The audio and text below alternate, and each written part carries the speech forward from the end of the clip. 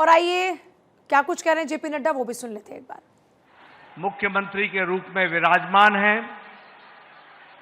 हमारे वीरेंद्र सचदेवा जी, भारतीय जनता पार्टी के दिल्ली प्रदेश के अध्यक्ष, कमलजीत शेरावत जी, हमारी लोकप्रिय सांसद रिया मिश्रा पांडे जी, प्रदेश की अध्यक्षा, हमारे बहुत ही वरिष्ठ साथी और हमारे सहयोगी और राष्ट्रीय उपाध्यक्ष बैजयंत पांडा जी, हमारे अलका गुर्जर जी, हमारी सहप्रभारी, सम्मानित मंच और यहां इतनी बड़ी संख्या में एकत्र आए हमारी महिला मोर्चा की वरिष्ठ पदाधिकारी, कार्यकर्ता बहन और मातृशक्ति।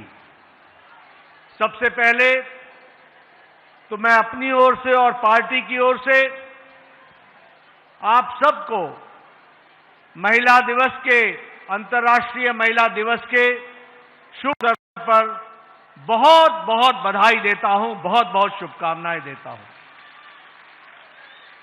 मैं आपको यह भी बताना चाहता हूं कि महिला शक्ति और ये अंतर्राष्ट्रीय महिला दिवस, इसको न ही सिर्फ नमन करता हूं बल्कि दिल्ली की महिलाओं को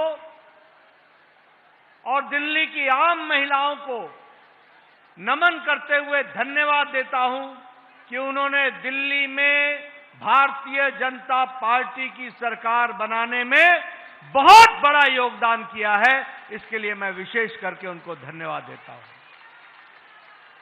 यह जीत संभव नहीं थी अगर हमको महिलाओं का आशीर्वाद न मिलता।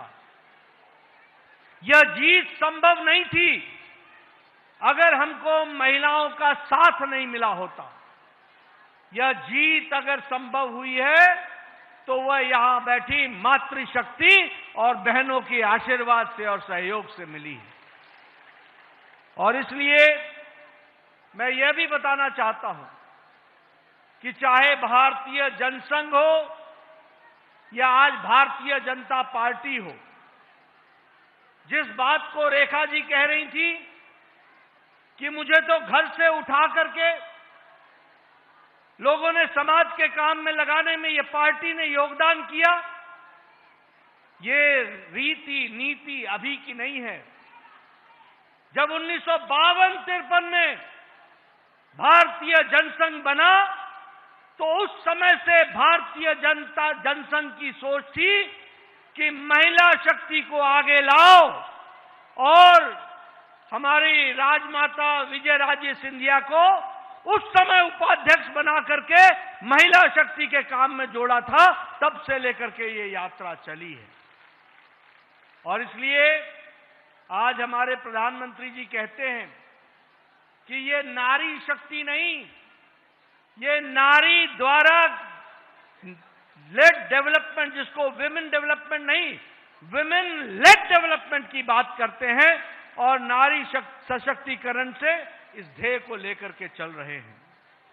मैं प्रधानमंत्री मोदी जी को और उनके शब्दों को आपको याद दिलाना चाहता हूं कि उन्होंने जब कहा कि व्हेन वुमेन प्रॉस्पर, जब नारी शक्ति का विकास होता है, देन द वर्ल्ड प्रॉस्पर्स, दुनिया आगे बढ़ती है, दुनिया का विकास होता है। इसलिए नारी शक्ति को भारतीय जनसंघ ने और भारतीय जनता पार्टी ने हमेशा मूल रूप में मान करके उसको चले हैं। और मैं यह भी बताना चाहता हूं कि ये जो आत्मनिर्भर भारत है, ये जो विकसित भारत है, इसकी जब हम कल्पना करते हैं तो ये तब तक संभव नहीं है जब तक हम नारी के मन में आत्मविश्वास नहीं पैदा करते। जब नारी के मन में आत्मविश्वास पैदा होता है तब हम आत्मनिर्भर भारत की ओर बढ़ते हैं। और इसीलिए मैं आज वानती जी को, हमारी प्रदेश अध्यक्षा जी को और उनकी टीम को बधाई देना चाहता हूं कि आपने अंतर्राष्ट्रीय महिला दिवस के अवसर पर 8 मार्च को भव्य कार्यक्रम करके आपने जिस तरीके से इस कार्यक्रम को शोभा दी है, इसके लिए आपको और आपकी टीम को बहुत बहुत बधाई देना चाहता हूं। आपने जो कार्यक्रम चलाए, फिर चाहे वो कार्यक्रम 1 करोड़ सेल्फी कैंपेन हो, 2 डे ऑर्गेनाइजेशनल विजिट्स हो, चाहे स्नेह यात्रा हो, चाहे अटल अवार्ड हो, चाहे सुषमा स्वराज अवार्ड हो, ये सारे के सारे कार्यक्रम आपने न ही अपने भारतीय जनता पार्टी के विचारधारा से जुड़े हुए नेत्रियों का सम्मान किया, बल्कि समाज में जिन नेत्रियों ने अपने काम को आगे बढ़ाया, उनको भी मुख्य धारा में लाने का काम आपने किया। इसके लिए आपको बहुत बहुत बधाई देता हूं।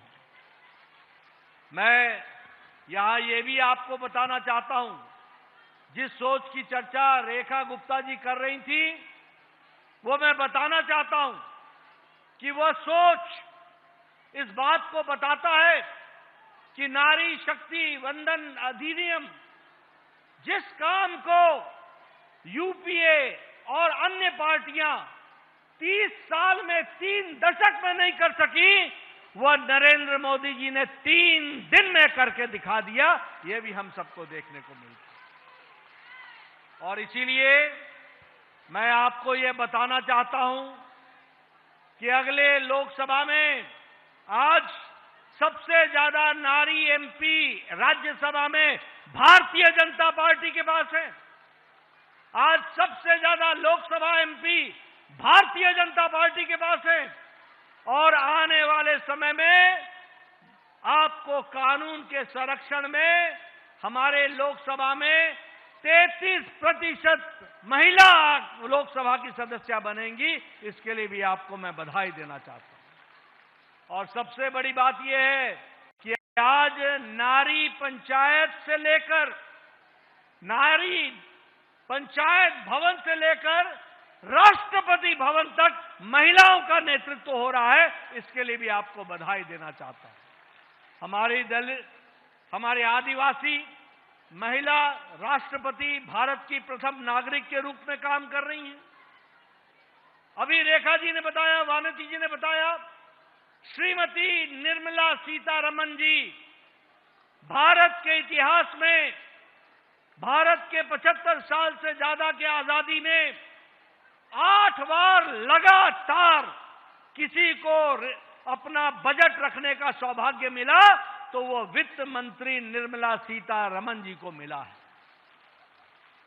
अगर फुल टाइम विदेश मंत्री बनने का सौभाग्य किसी को मिला तो वो हमारी स्वर्गीय आदरणीय सुषमा स्वराज जी को मिला, जो विदेश मंत्री के रूप में काम किया। आज हमारी लोकसभा की सदस्य, राज्यसभा की सदस्य